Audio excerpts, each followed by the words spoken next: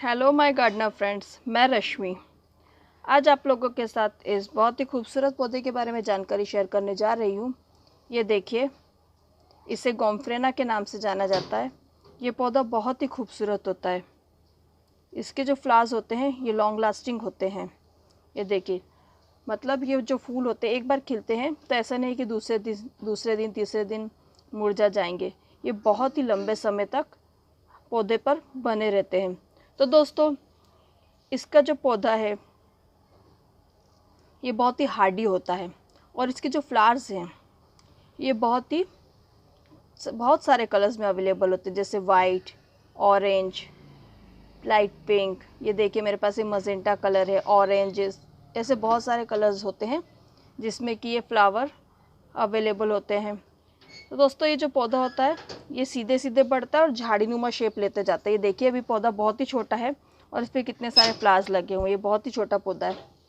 ये देखिए दोस्तों, इस पौधे की खासियत होती है कि ये जो पौधा रहता है ये देखिए अपनी हर एक ब्रांच पे इस तरह से 3-3 स्टेम्स देता है। ये देखिए,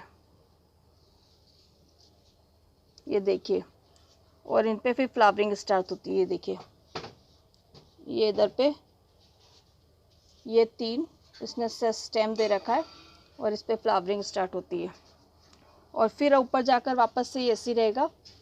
ये एक इस पे 3-3 फ्लावर्स देता जाता है। ऐसे इसके 3-3 फ्लावर्स निकलते जाते हैं जिससे झाड़ीनुमा बनता जाता है।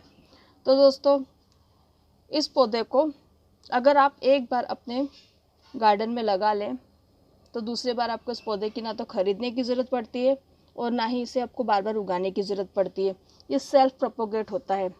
ये जो पौधा होता है इसके बीज जहाँ जहाँ गिरेंगे ये अपने आप निकल आएगा। और जो ये मेरा पौधा है ये अपने आप निकला हुआ है। एक बार बस मैंने परचेस किया था, उसके बाद इसके बीज गिर गए थे, तो इससे ये देखिए ऐसे 2-3 पौधे निकले। एक तो ये रहा और एक ये देखिए अभी भी ये दूसरा, एक इसका दूसरा पौधा है। ऐसे 1-2 पौधे और निकले हुए हैं। तो दोस्तों,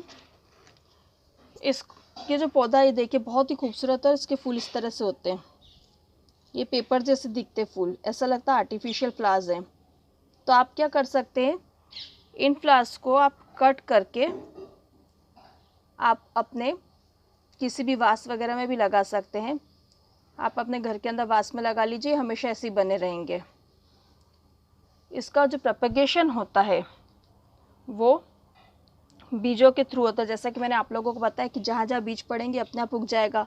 लेकिन अगर आप इसके बीज आप रखना चाहें, सेव करना चाहें, तो क्या करना पड़ेगा आप लोगों को।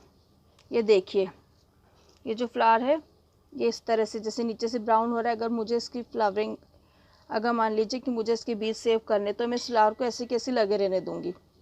तो क्या होगा कि इसके अंदर बीज बन जाएंगे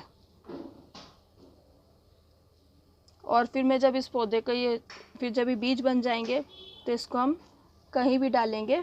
ऐसे बस पौधों को, जैसे हम मैरीगोल्ड के पौधे डालते, गेंदे के बीज डालते हैं, उसी तरह से अगर आप इसके बीज डालेंगे तो ये हर जगह उग जाएगा और बहुत ही आसानी से उगेगा। बहुत हार्डी प्लांट है। देखिए ये जो पौधा है पूरे दिन भर की धूप में पड़ा हुआ है और इसकी आप मिट्टी देख सकते हैं। ये देखिए, ये देखिए पूरी तरह से सूखी है। मैंने अभी इसको वाटरिंग नहीं की है। ये देखिए कितनी सूखी है, एकदम रेतीली मिट्टी हो रही है। तो सबसे पहले तो आप वेल ड्रेन मिट्टी बने और देखिए बिल्कुल सूखी मिट्टी, बिल्कुल सूखी मिट्टी है। लेकिन ये पौधा वैसे कि वैसे हरा भरा बना हुआ है, ऐसा नहीं है कि मुरझा गया है। देखिए, तो इस पौधे की खासियत है कि बहुत ज़्यादा हार्डी प्लांट है। आप इसे चाहे दिन भर की धूप में पटकें, लेकिन फिर बात वही आती कि हम इसे पॉट में लगाते हैं तो कोशिश कीजिए कि आप इसे दिन भर की धूप में ना रखें और 4-5 घंटे की भी धूप देंगे सुबह की तो चलेगा। मतलब कैसा होता है ना कि जो पॉट में पौधे होते हैं उन्हें हम दोपहर की तेज वाली धूप से अगर बचा पाएँ तो इन पौधों की पत्तियां पीली नहीं होगी और फूल और ज़्यादा समय तक टिके रहेंगे। वैसे इसके फूल बहुत ज़्यादा लंबे समय तक रहते हैं, लेकिन अगर हम थोड़ा और केयर करेंगे तो इसके फूल और जिसके प्लांट है वो बहुत लंबे समय तक चलेंगे। तो इसे दोपहर की तेज़ गर्मी से बचाइए। आप इसे शाम की 2-4 घंटे की धूप मिलने दीजिए। सुबह की, ये गर्मियों की बात है। अगर सर्दी जैसे तो ये जो पौधा है वैसे सारे साल ही चल जाता है। कहीं कहीं ऐसा क्लाइमेट होता है कि सारे साल ही चलता है, वरना तो ये गर्मी में और बारिश में बहुत अच्छी फ्लावरिंग करता है।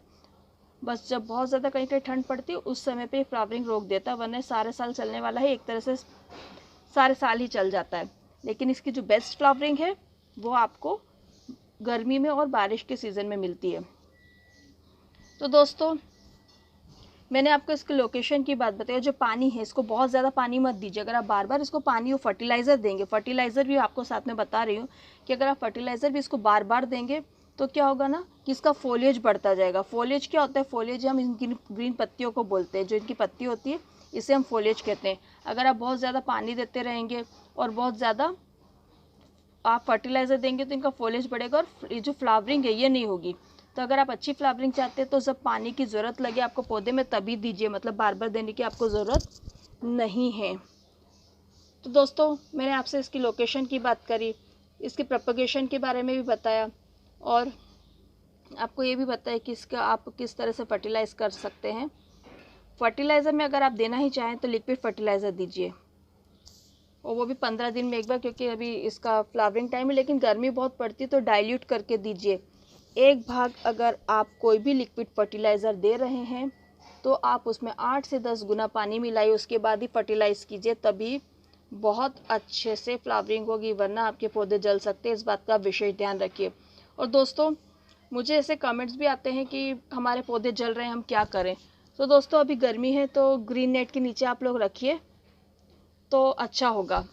सुबह की 2-3 घंटे की धूप दी, चाहे कोई भी पौधा चाहे कितनी भी धूप में रहने वाला हो। हाँ अगर ज़मीन पर लगी होती है तो बात अलग होती है, क्योंकि ज़मीन से उसे मॉइस्चर मिलता रहता है। लेकिन अगर हम पॉट में लगाते हैं तो क्या होता है ना, पॉट छोटा होता है, जल्दी से पानी सूख जाता है, तो उसमें जो पौधे होते हैं उनकी पत्तियाँ होती जलने लगती है।